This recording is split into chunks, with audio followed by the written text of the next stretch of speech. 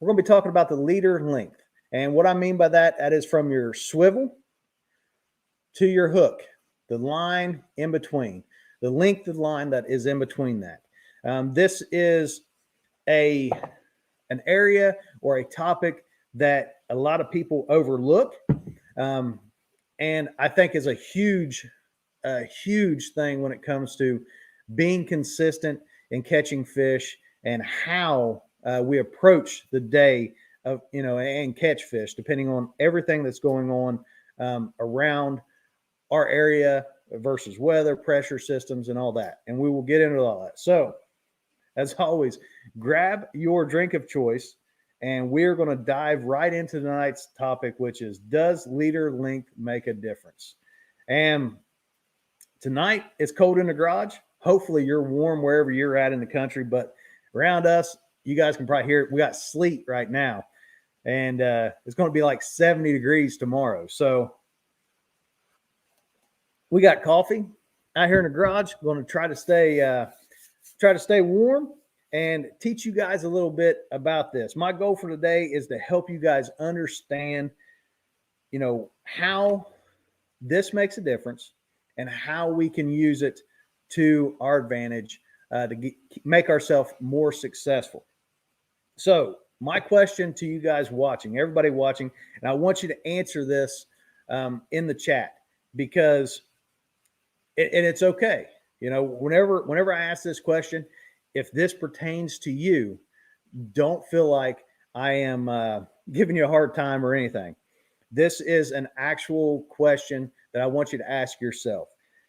Are you the person that gets out a tape measure and makes every leader the same length and puts it on every pole that you fish with, and then goes fishing for the day and never changes your leader length? So answer that in the comments below, and don't be embarrassed about it. Okay. Don't be embarrassed about it, because if you are that person after today, hopefully you'll take that information and change your thought process on how you approach the day and how you approach, your leader length. So Greenwell fishing, that's a great, man. I'm glad to see a lot of these people saying no, heck no, nope. I vary the length. Hey, this is great to hear. But there are some folks that do that, and I'm really talking to everybody, but I want you guys to understand that as well. Jeremy, catfishing, Olin, thank you guys. Freddie, Bolin, Bobcat, thank you guys all for joining. If you guys are just joining, we are talking about, does leader length make a difference in catfishing? Some of the things that we're going to go over today, we didn't talk about the goal. We're going to go over, my preferred leader lengths for different scenarios, leader lengths for different styles of fishing. Not everybody fishes the same way every single time. And leader lengths and speeds if you're moving baits or if you're anchored, and weather and its effects on how you should approach leader length. Leader length should equal the length of the fish you are targeting. So I want you, Saskatchewan, I want you to kind of go a little bit farther, in depth with that on here, if you don't mind. Thank you for commenting that. So let's get started. Leader length, does it make a difference? Absolutely. Leader length is one of the most important. Creole, thank you for that, buddy. I greatly appreciate that.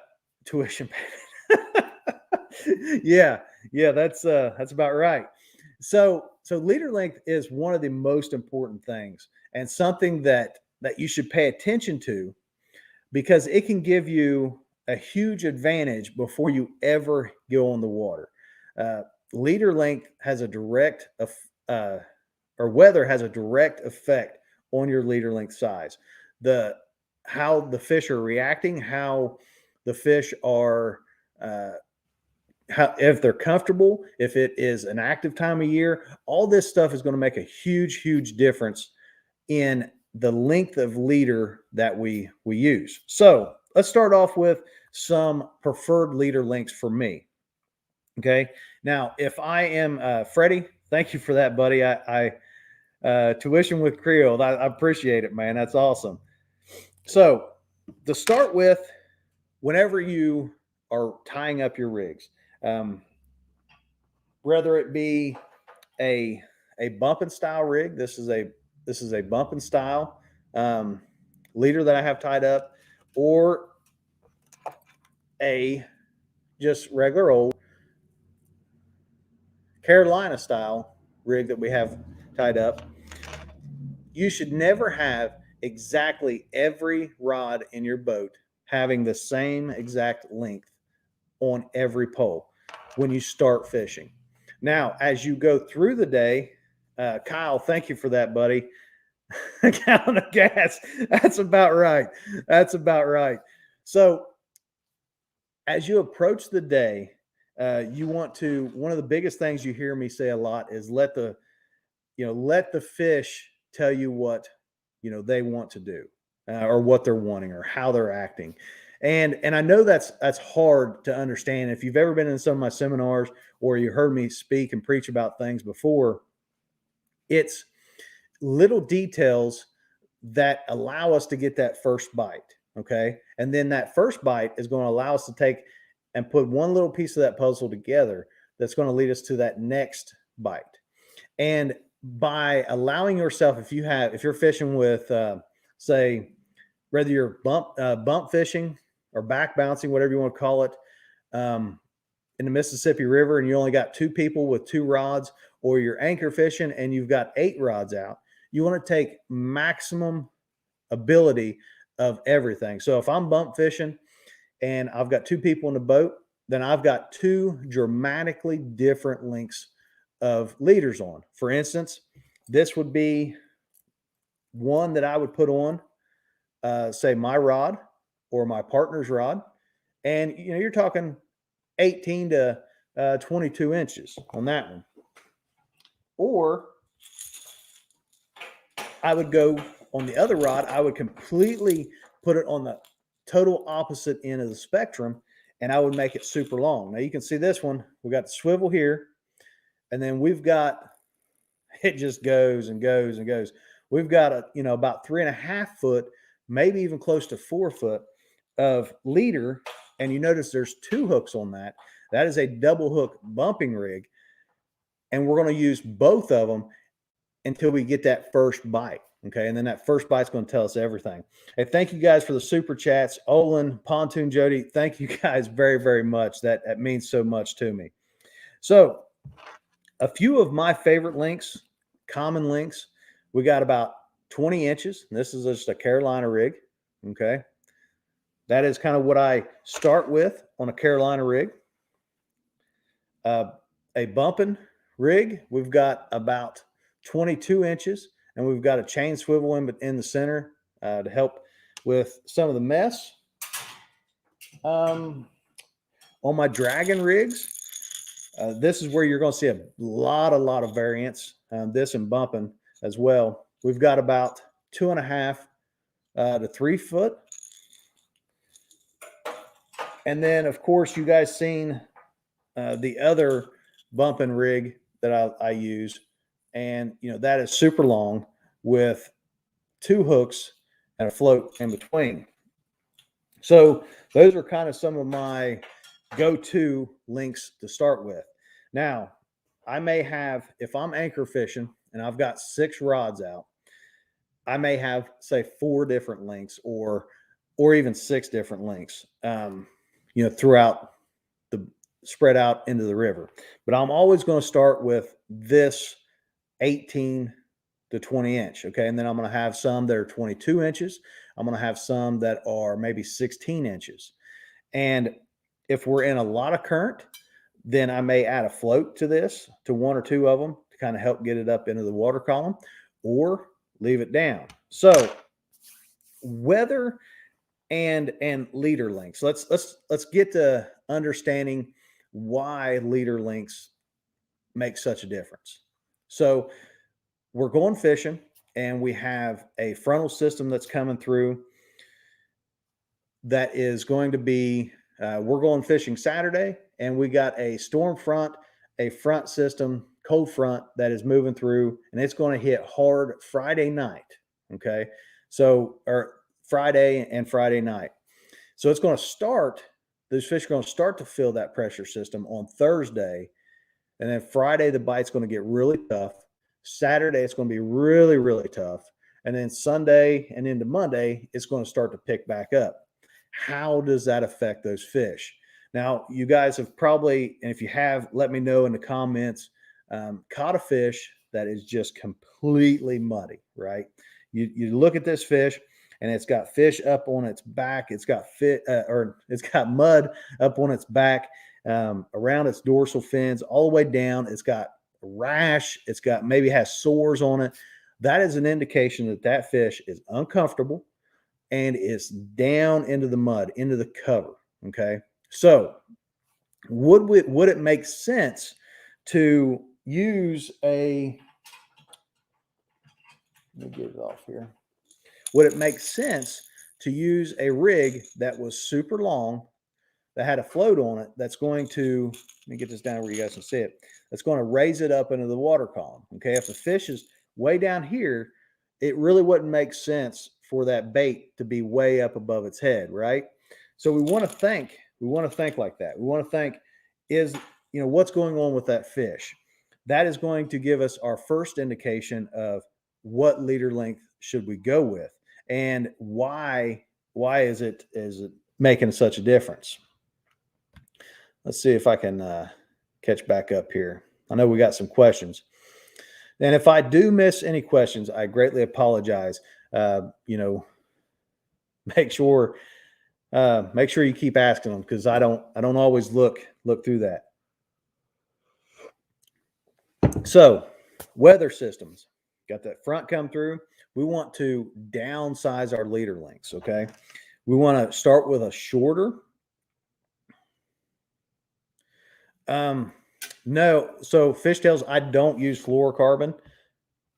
That is a good question, and for me, this is just heavy cover leader line from Slime Line. I really like it. It's super tough, but I've not been really using the fluorocarbon much. I know a lot of people do, and I know they have a lot of success with it. But for me, this is just what I use, and I kind of hard-headed. I haven't really switched it. But so we got that system rolled through.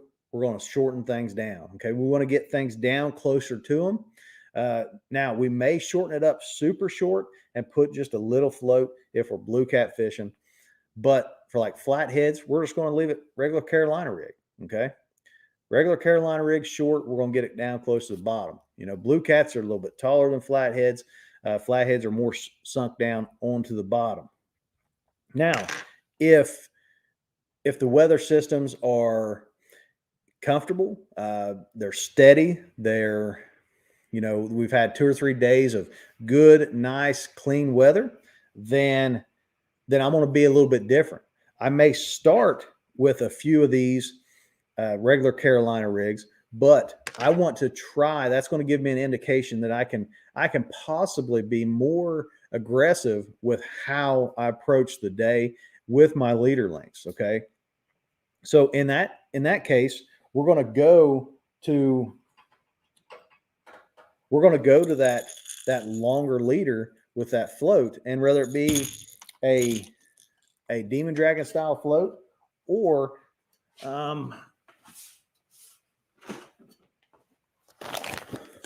just a peg float. Either one. This is just a peg float, and you can do it. It goes right into the same.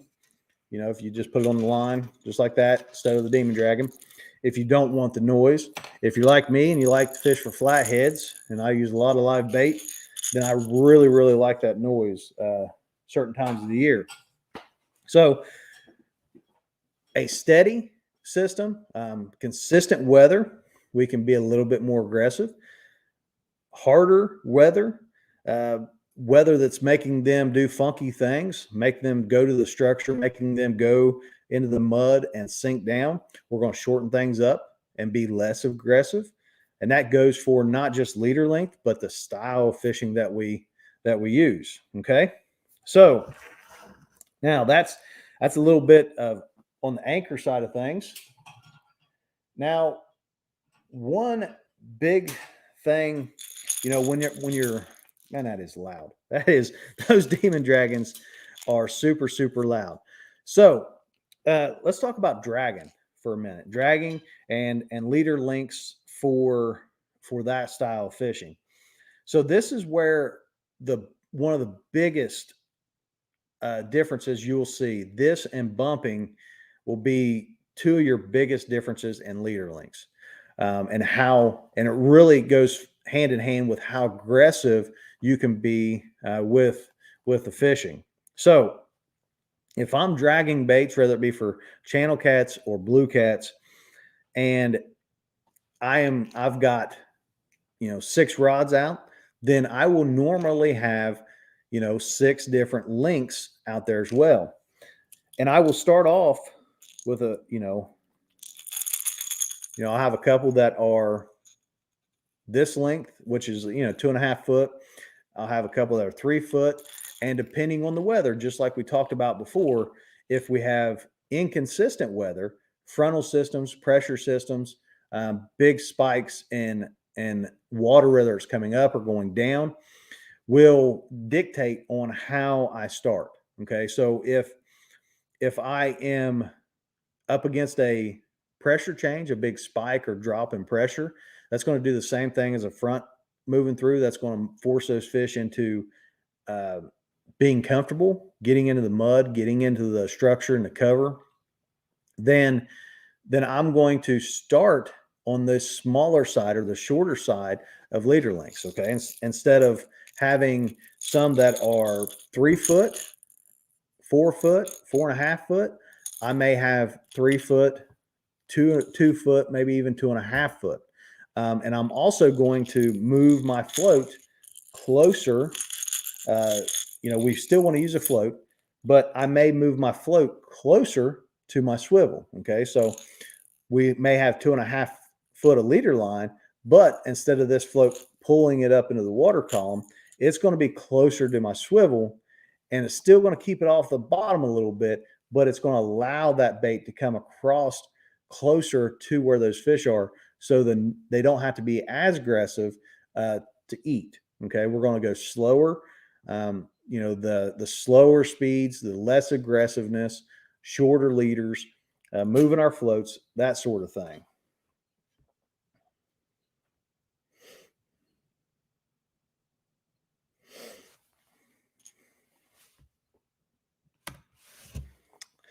Creel, this is a good question, buddy. I'm also assuming that a trashy river after a big rain can be treated the same way with shorter rigs that fish tend to hunker down. So, Creel, I know you probably haven't heard many of my seminars, and if you haven't, definitely go over to the Catfish Conference. The ones I did down there, there were some really good questions specific to this. But what I want you to understand is, imagine yourself standing in a desert, and you got a big windstorm that is just blowing sand right in your face, and you got sand in your eyes, you got sand in your nose, you're eating sand, and it just is not fun, right? You're going to look for some way to get out of that. So I always put myself in the shoes per se, or let's say in the fins of a catfish. If I'm a big lazy dude, and I wouldn't want to be beat up in the sand or in the trash, hitting me in the face. So I'm going to figure out a way to get away from that. And that's what I highly recommend you to do as well. Find an area that maybe isn't as trashy. Find an area that those fish feel more comfortable in and can be more comfortable. And I think you'll see that your catch ratio will come up a lot. So hopefully that helped you help that question. Let me know if it did. So let's talk more about dragging leader links. We talked about frontal systems, pressure system come through, kind of what we'd do. But once again, let's talk about, let's say we have a nice, good time of year. Let's talk about springs. We got spring coming up, and we get good, consistent weather. The water's warming up. The days are getting longer. The sun's staying higher, allowing that shallower water to get warmer. So those fish are they're feeling more aggressive. Okay, what can we do? Well, just as those fish are feeling more aggressive, they're getting ready to spawn. They're starting to feed heavy. We can be more aggressive. We can use. Let's see here. We can use rigs like this one that gets hooked on everything. So I also use this as a dragging rig, and the only difference, this is the super long one with the 2 hooks and the float. So the only difference would be where I would tie my line for the swivel. Okay, so I have this one tied up for a bumping style rig where my main line would be here, my sinker line would be here. But if I was dragging, going to use this as dragging, I would just put my leader line here, and then I would hook my sinker here. Main line would still be here. Okay. So this would be a super aggressive style of dragging rig. This is going to be one that is longer, that you can drag a little bit faster. DMV, thank you very much for that, buddy. I greatly appreciate all of the love. I mean, you guys don't understand. I don't get to do this much, and to come on here and share some information with you guys and see all the love, it hits a big man right in the heart. I tell you, I love each and every one of you. But so, being able to understand how the weather directly affects them will help you to understand and give you that starting point so much quicker. Okay.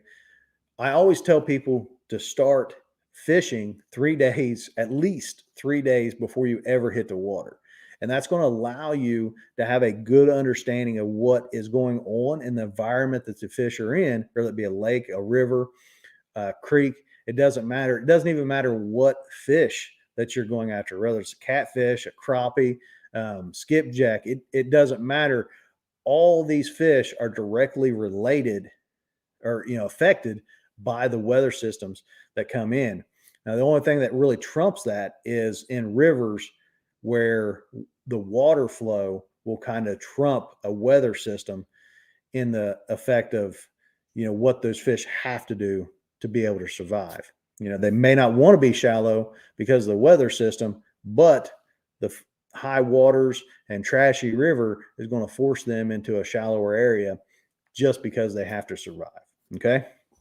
So hopefully if this is digging in, you guys are getting value out of this, man, give me that thumbs up. Let me know. I'm going to take a drink of coffee.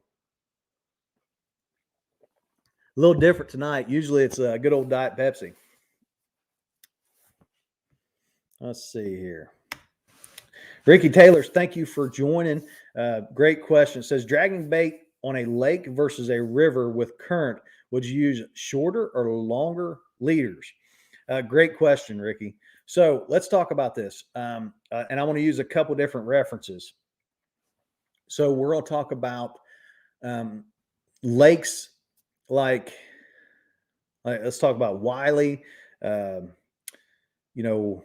even Gaston, Kerr, Wilson, Pickwick, Lake the Ozarks, places like this, where they are normally lake style fishing, where there's no current or very little to no current.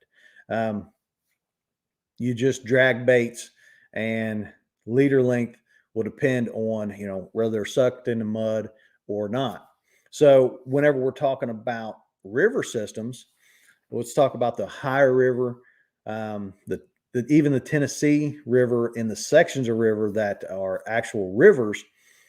This is a little bit different. Okay. So a minute ago, you heard me talk about how the only thing that really dictates more than weather systems on a fish is the river or the water, the amount of flow that the body water has. Okay, the more flow, the more the fish have to go somewhere just to survive. The less flow, the fish can normally move freely wherever they want to, and turn something that we in a river guys are not really used to. So whenever we think about that, most generally it's in the summertime when there's no current.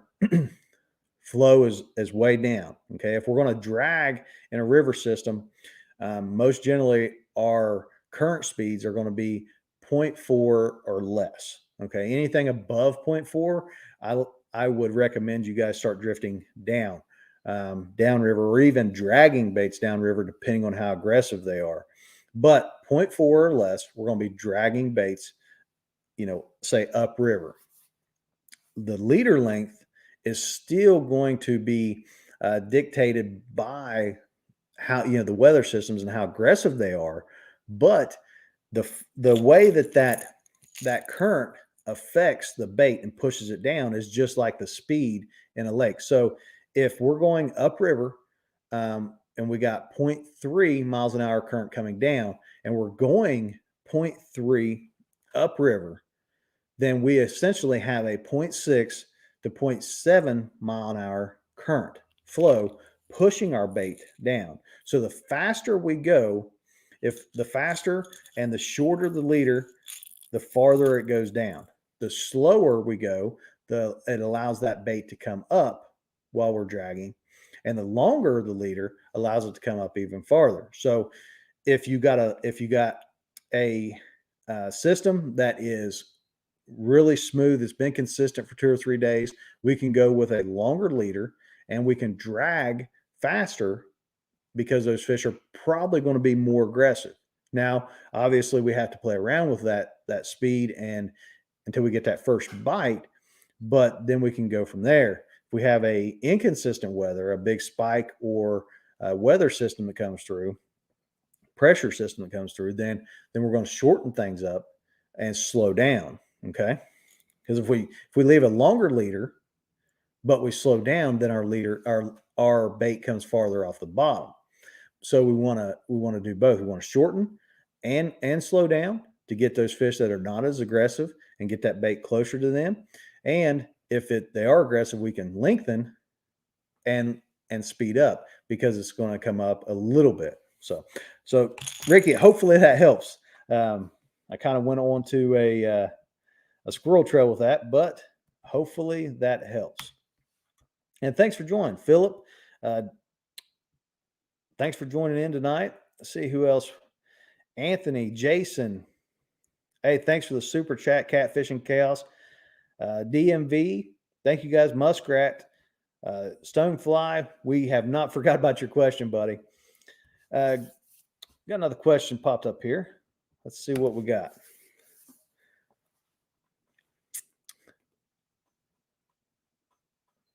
Man, I didn't read this. I should have read it before I put it up there. But thank you, man. I mean, Mike, that really makes me feel good.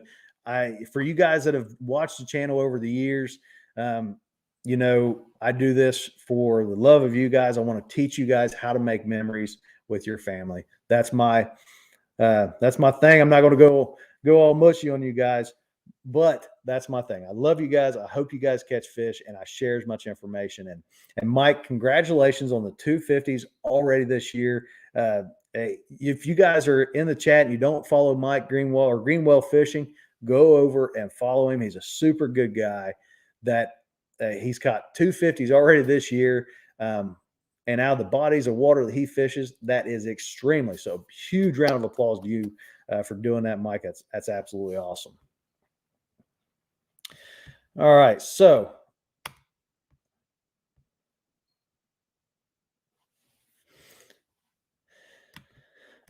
we talked about dragging baits. So let's talk about we're going to talk about bumping next.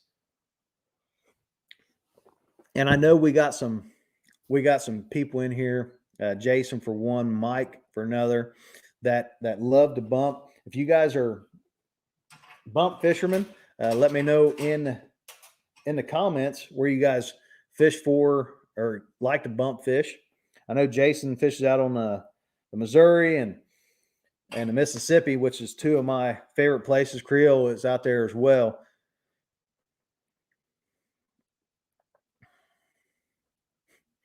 Hey, thanks, Creole. I greatly appreciate that. Hey, now this is an interesting question, and I want to thank you for joining. This is a new name for me and a wonderful question. So, what he is talking about, and I'm going to use this peg float. This peg float is going to be AKA sinker. Or no, wait a minute, I got sinkers right here. All right, so we got a sinker, and this gentleman is talking about, and I've seen this before. There's some guys that I have followed. There's actually, if you guys go back and you do a search, I believe it was in Fisherman. It was on the Muskingum River, and they done a show on flatheads. And the gentleman that fished there, he was using big suckers, which is a super good bait. And he was using, he had a sinker just on his line, like it would be here, no swivel in between, like we have. Okay, so this is a bumping rig, but let's imagine that this swivel's going and it's just our Carolina rig. We would hook our sinker onto that, and it would sit back there and flutter around in the current, or it would get pushed down to the bottom.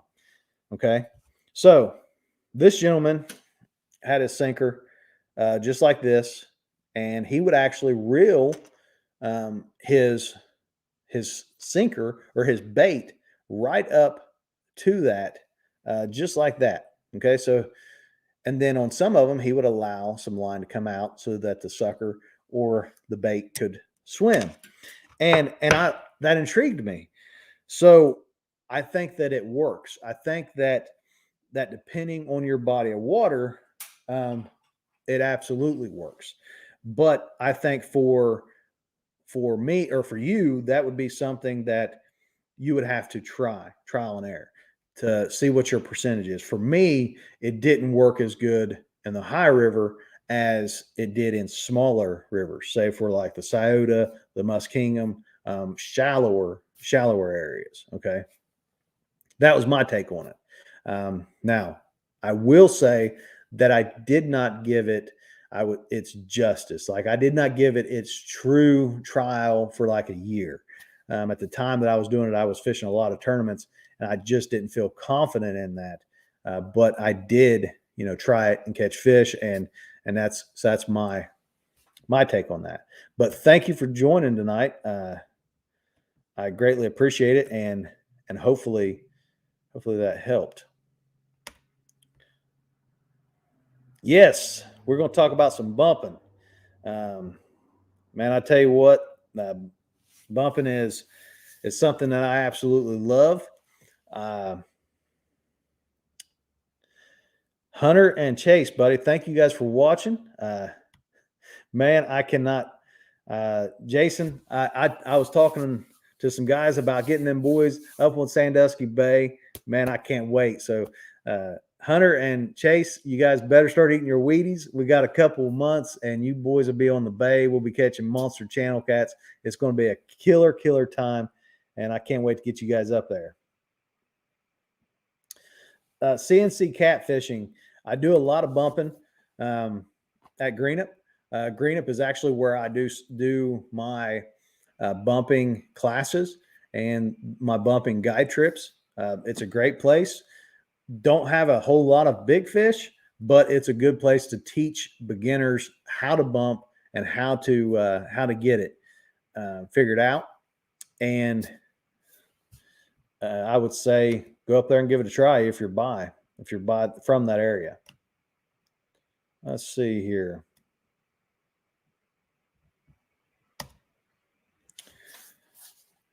So, Thomas, thanks for joining tonight, and good question. Let's talk about this for a second. What he's talking about is demon dragons, which this is a demon dragon. Okay, It's this is actually a Slender Cat edition, Demon Dragon. I actually come up with this design, not the design of a Demon Dragon, but this collar and kind of design on this one. So his question is, do I notice a difference between Demon Dragons and peg floats? So there's a lot that goes into this, and I'm 100% honest. Okay, I love Demon Dragons, but I also love peg floats. They both have a time and a place, depending on how aggressive the fish are, the style of fishing that you're doing, and what you're wanting to get out of it. So before there were Demon Dragons, we used to use, and I will have to look through some of my old boxes to see if I can find any, but I would take peg floats this size. This is just a 2-inch, 2.5-inch peg float, but I would take this size and bigger, non-split. If you notice, this peg float is not split, and I would take the pegs out of it. So this is a peg that goes into the peg float, and I would stick tiny glass worm rattles inside of it, and then I would take a small drill bit and just drill out each end to where I could fit a glass tube rattle in each end. So the tube rattles would be the pegs for the float, and then they would also have rattles inside of them with the glass rattles inside of the peg float, and it made a super amount of noise. Loved it. Great. That we done that before Demon Dragons existed. The downfall with that was a lot of times when you fish for bigger blue cats, and a lot of people can contest to this, is that the fish will come up and they will engulf so much volume at one time that this peg float may be 6-8 inches from your bait, but they will come in and engulf everything and crush this peg float, which had the glass worm rattles inside of it. And then you would notice that whenever you got back, your leader line was nicked or cut from those glass rattles. So that was what we done before we had Demon Dragons. And like I was saying, there's a time and a place. Whenever I first started with Demon Dragons, I wasn't a believer. I thought it was a gimmick. I thought that, this is just a joke, glorified bass lure, the basic stuff like that. And the gentleman that originally come up with the design, good friend of mine, he kept trying to get me to try him. And I kept putting him off because I thought it was a joke. Well, I tried him. One day I snapped off, broke off. I wasn't catching fish. I was actually pre-fishing for a tournament and hooked one on. I said, I can give him a try. I ain't catching anything today anyway. So I threw it out there. Lo and behold, caught one on it. Thought it was a fluke.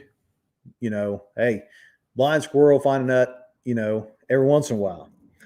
Put it back in a box, didn't use them again until the next time I was pre-fishing. Kind of the same scenario.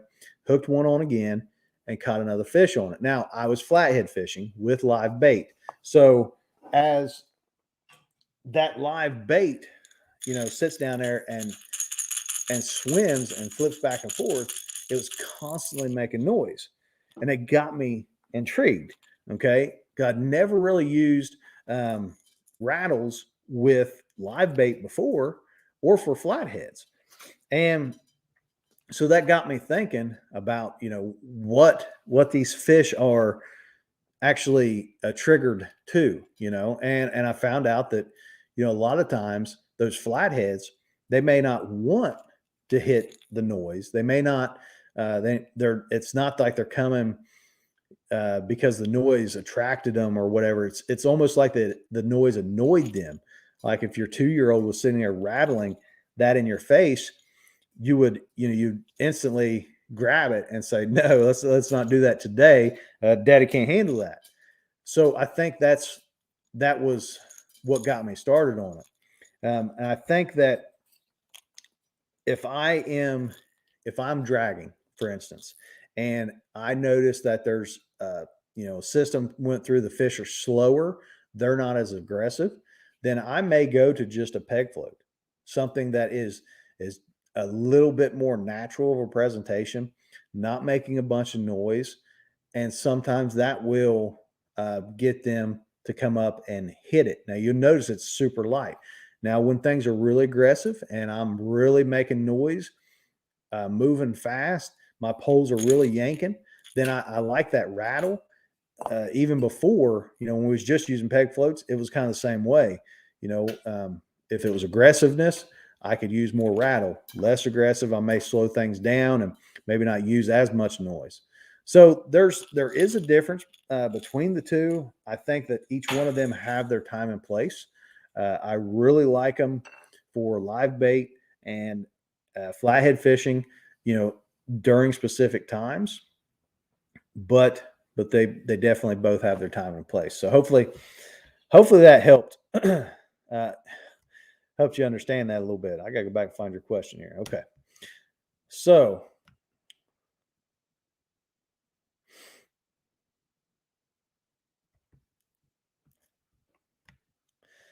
let's see if I can get caught up on some questions here.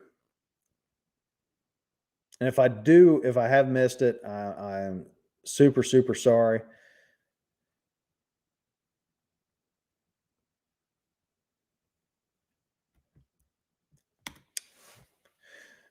That's those are two big old flatheads right there. Two big old flatheads. That's for sure. Congratulations on those. So let's get back to bumping. We was getting ready to talk about bumping. And just like dragging, you will get a big variant in leader length. Okay. And I hope that as we're talking about this, as we're going through this, you guys are understanding how the weather system and the frontal systems and pressure systems are making a huge impact on what we're doing. And we're 45 minutes into this thing and I am still rambling on. So hopefully you guys are getting some good information and good value out of this. If you are, give me that thumbs up. If you're just joining, thanks for joining. And we're talking about, does leader length make a difference? We've already talked about some anchor style, weather system, what weather does to it, some basic leader lengths that I like to start with, and some of that information. So if you're just now catching it, go back and watch the beginning of it again. There's a lot of good information in the beginning. So now we're going to talk about bumping. And like before, I said, normally there's only two of you in a boat. So we're going to start two different spectrums. Okay. But remember, we want to start fishing 3 days or so before we actually hit the water. So we have a little bit of an idea of where to begin. Okay. If we have that system, that pressure that makes those fish uncomfortable, huge rise or drop in the river, we want to know that. If things are stable, we want to know that, because that's going to allow us to start in the middle and go smaller, or start in the middle and be more aggressive. Okay. And I hope you guys understand that.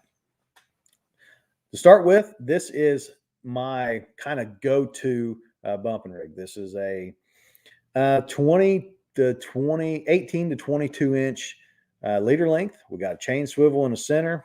This is a 10-aught Boss Cat. For you guys that wonder what hooks I use all Boss Cat 3s, 5s, 8s, and 10s, depending on the fish that I'm after. All my tackle that you guys are seeing tonight, you guys can pick up at Tackle Bandit. And for anybody that is interested, let me see if I can get this pulled up here.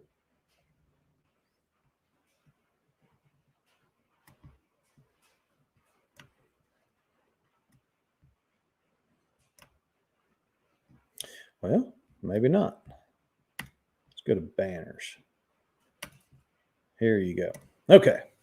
So you guys can use those codes that are going across your screen at the bottom at Catfish Clothing. For this, you can also buy Slender Cat Outdoors apparel at Catfish Clothing, and all the tackle and gear that I use, you guys can pick up at Tackle Bandit. Okay.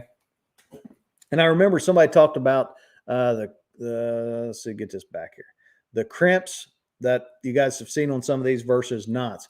We'll talk about those probably in a whole nother tackle talk, because that's huge to me, and I've been testing it out for a long time.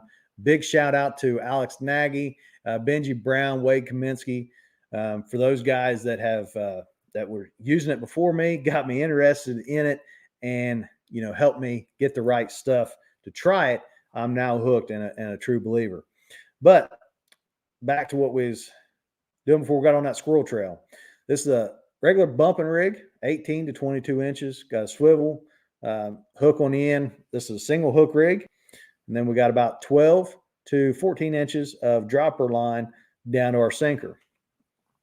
One of us in the boat would have this on, okay? Whether it is a steady pressure or a inconsistent pressure, one of us in the boat when we're bumping would have this rig on right here. Now, when we talked about there a second ago, if 3 days before you notice that the pressure or the weather is getting worse, then we know on our day that we're fishing, we're probably going to want to go shorter or slower or into the cover, into the mud more. Okay.